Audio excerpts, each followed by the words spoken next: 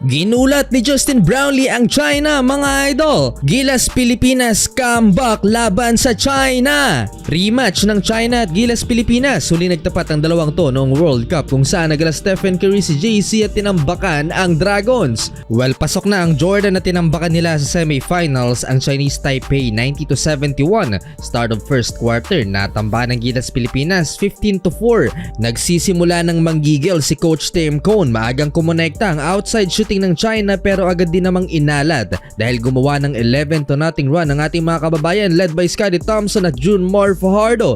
Aggressive si Scottie, ang hihirap ng mga shot selection ng Ginebra guard baba sa dalawang lamang ng host country 19-17. Walang Jiaoqi ang China pero may isa pang 7-footer ang kalaban ni si Wang Zhelin na siya namang X-factor sa run ng home team at sa 3 minuto lang naging 11 points na naman ang lamang ng China. Kumpiyansang ang star player nilang si Rui Zhao at pailing-iling na after this big 3-point shot. Todo palakpak na si Yao Ming, mga idol. Dinadala na lang ni Scottie Thompson sa sipag ang laro para sa Gilas Pilipinas.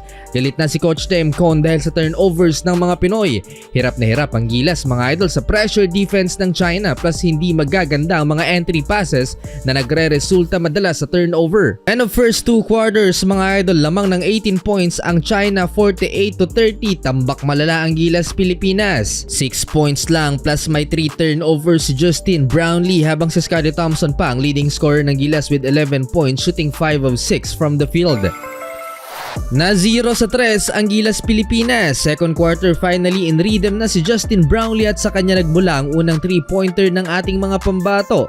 Ondara ng Gilas Pilipinas, bahagyang nakakuha ng maganda-gandang momentum ang white shirts. Buwis-buhay si JB sa pag-save ng bola, mga idol.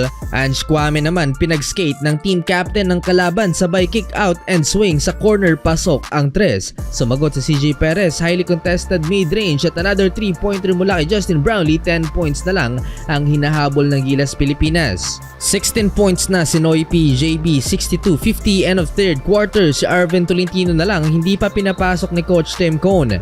Simula ng fourth quarter, nakaramdam na ng kaba ang Chinese fans nang mag-take over si Justin Brownlee at bumitaw ng 3 sunod-sunod na 3 plus solid defense ni Ange Kwame para patayin ang momentum ng China. 66-61, 5-point China lead at nape-pressure na rin ang head coach ng kalaban. Under 6-minute Kevin Alas, mga idol, 3-pointer naging 4 na lang lamang ng China. 69-65. Magic bunot pa ni Coach Tim Cone sa clutch. Si Kevin ang alas ng Gilas pero nabaliwala yan dahil dito sa cold-blooded 3-pointer ng number 18 ng China. Last 3 minutes nag-commit ng crucial turnover ang Gilas Pilipinas nang matawagan ng 5 seconds inbound violation si Chris Newsom at napamura si Coach Tim Cone doon. Napatawag ulit ng timeout. Big blow by the Team Philippines pero may oras pa. CJ Perez and Justin Brownlee with a 4-point answer. Eksaktong 1 minuto ang natitira sa orasan, mga idol. Justin Brownlee hits the big time 3-pointer. At hindi lang yan, dinagdagan pa ng isa pa ni JB. 77-76, highly contested 3-pointer sa last 24 seconds lamang na ang Gilas Pilipinas.